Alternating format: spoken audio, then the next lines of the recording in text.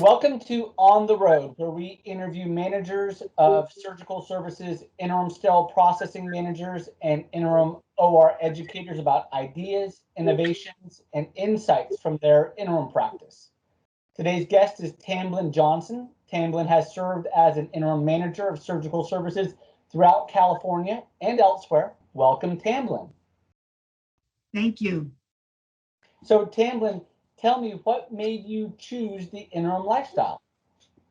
I just wanted to kind of get a feel of other facilities and understand their organization and how they work, and also to get other ideas. Okay. And about when did you make that transition? Do you remember how many years ago? I made that transition, I would say, January of 2020. No, February of 2020. How has it been so far? I love it. It's been great. I've been able to be supportive and give my expertise to two different hospital organizations. So it's been fun. It's been educational for me as well. Okay, so you've done two so far. When you Yes. go into a new assignment, when you went into those two new assignments, what was the first priority that you made as the new interim leader? Well, the first priority is definitely getting to know and learn the organization, first of all, by making sure you go over the policies and procedures, and then understanding the dynamic flow of the operating room. So you would want to get with either, depending on if they have charge nurses, clinical coordinators, touch bases with your director so you can get the flow and learn the dynamics of the operating room. I see. And so the policies and procedures, that's typically it comes in the form of a manual. Do you get it in advance? Do you read it the first day? Do you take it home with you? How does that work? Normally, the policies and procedures in today's society is intranet or online. So normally, after you go through the orientation part, you're given some time to review your unit specific policy. So you want to go over the policies to make sure that you're in line with the organization's missions and their goals. And so you mentioned getting to know the flow of the operating room. What metrics do you look at first to see how the operating room is running? Well, you want to kind of look at the flow of, you want to start where they start off at. Really is like some hospitals have like an anesthesia pre-prepare room where you go and they interview the patients prior to going to surgery, making sure that all the T's are crossed and the I's are dotted. And then they go through pre-op where we prepare and get the patients ready. So you want to know the flow. You want to know the flow of that. And then intra-op, how they correlate and work together, and then with recovery, because that's the continuum care of the operating room. You start from anesthesia pre-op to intra-op to recovery, and if the patient is either discharged to go home and or on a unit. So you would really need to know the flow of that. In the two assignments that you have done so far, what have been the problems in the operating room that you've been tasked with solving? One of the tasks is get on time starting, trying to get these cases moved on time.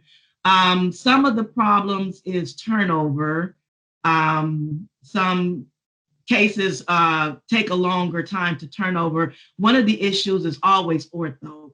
Anytime you have a big orthopedic case, say like if you have a total knee or a total hip, a lot of equipment, a lot of supplies that you need to open, as well as when you finish cleaning the room and getting the room turnover. A lot of times the physicians really don't like the length of turnover time. So we try to be effective and efficient in doing the turnover for ortho. So that's a big problem in a lot of the facilities, as well as I say, like start time. So in the morning, when we go through pre-op, making sure again that all our T's are crossed and all our I's are dotted, we want to make sure that that patient is ready to go. And so we got to make sure that the consent is signed, the history and physical is updated. If it's not, the doctor needs to do an interim.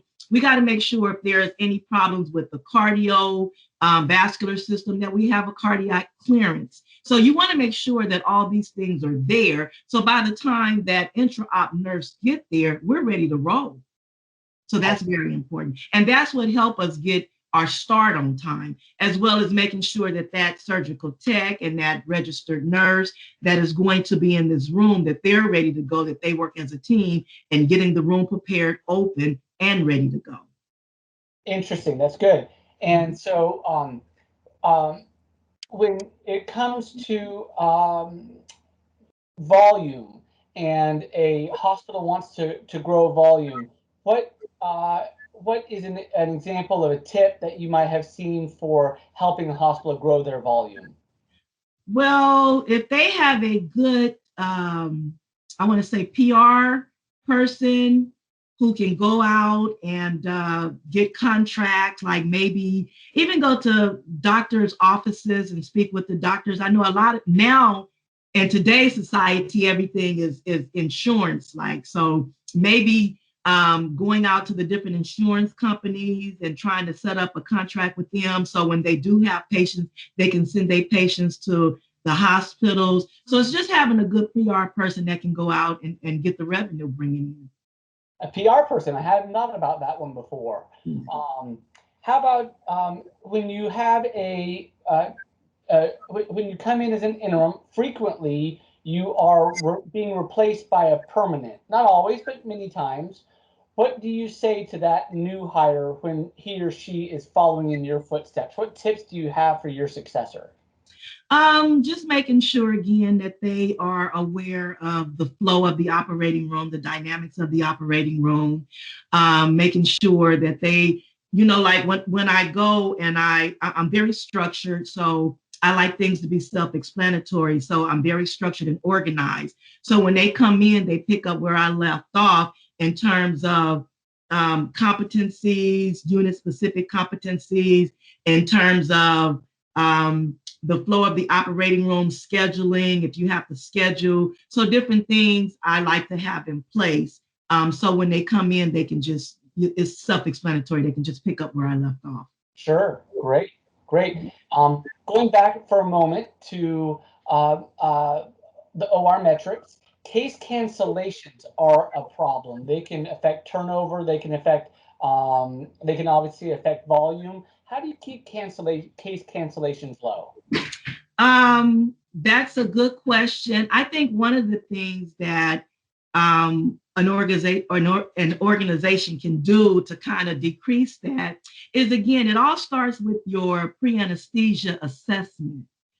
Because a lot of times they have a lot to do with it, making sure that your patient is ready for surgery so that you're not delaying surgery day of and or canceling the surgeries. Now, there are some times that the surgeries are canceled same day and we don't have any control over that.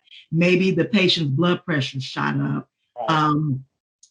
Or maybe the doctor, especially if it's a place where they do OBGYN, maybe the doctor had a delivery or something. So there are certain aspects that we don't have control over in terms of cancellation. But for the most part, I think if we do pre-anesthesia check and clearance, that will have a lot to do, and that can decrease same day delay of surgery and same day cancellation. Very good.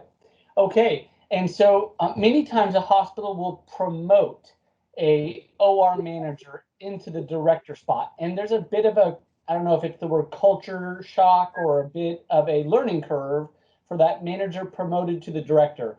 What's a tip that you might take for the up and coming manager that has been promoted into their first director role? Just knowing your strengths and weaknesses. Hopefully you have a good leader to guide and mentor you.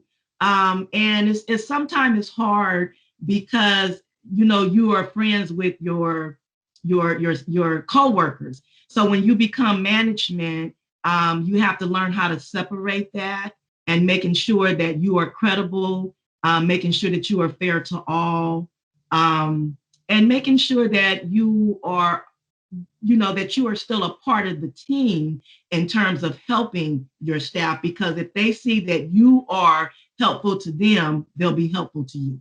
Sure. How about this? Your turnover for your actual staff in terms of how have you been able to prevent staff turnover so that you don't have to use a lot of travelers? That is a tough, tough problem within the operating room. And I don't have the answer to that. Actually, all I could say is that, again, in management and supervision, I think being a staff nurse prior to becoming in leadership, I think one of the things that we as staff like is the honesty. We like to know what is going on within the organization. And I think of management, is always truthful and letting the staff know why we're doing what we're doing instead of just telling them we have to do certain things.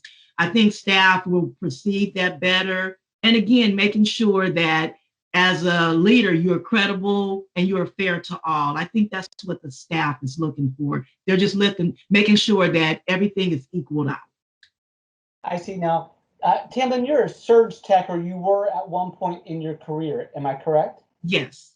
Tell me a little bit about how that informs your practice. That's a little bit of a non-traditional route. So can you explain how that might be unique and what you might have taken from that upbringing? Well, yeah, as a surgical tech, I think surgical techs, they make good circulating nurses because you're able to anticipate because you have scrubbed that case. So with that background, I'm able to get in and again help my team. As a director and or a manager, I'm a working manager or a director. So, if we have a short of staff, I can get in and take a room. I can give a break. I can scrub or circulate. And so your team appreciates that, when you're able to get in and help them. So that's been a plus within my practice, because then when I need my team to be there for me, they are there. That's terrific, right? We get lots of requests for working managers, and it sounds like that's an excellent indicator. Yes, it is. It is. Turning our attention to some fun questions, in between assignments, where might we find Tamblyn? In between assignments, I'm normally at home working on projects within my home, waiting to go out on another assignment. Okay, and then when you do go and things get stressful, what do you do for stress relief? Breathe. Yeah. You just keep breathing. Great. Do you have any lucky charms or anything that you bring with you to all your assignments?